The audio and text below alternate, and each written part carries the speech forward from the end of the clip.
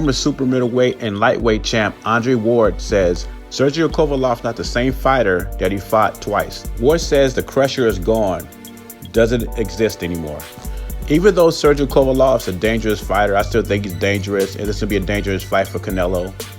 I think Ward is right, because the Krusher was indestructible. If you look back 5 or 6 years ago, Kovalev was the boogeyman of the light heavyweight division. Fighters would avoid Kovalev, especially after his beatdown on B-Hop.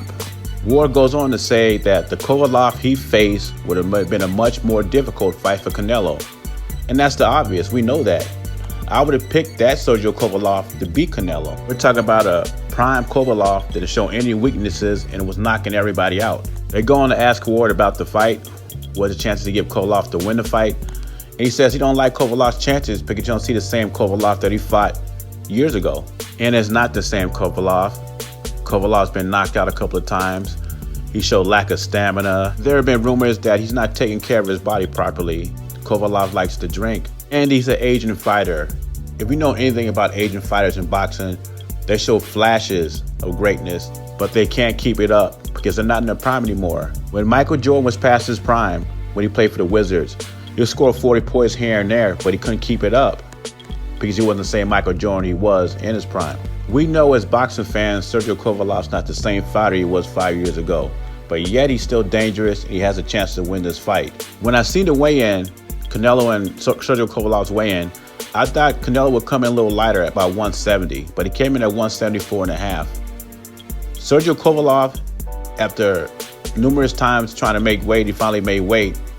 I get the impression Sergey Kovalev's gonna come in the ring about 190. I would be surprised if Kovalev don't weigh about 190 when he enters the ring after he fulfills his requirements for the re-dehydration clause. But Kovalev made weight, so now we have a fight.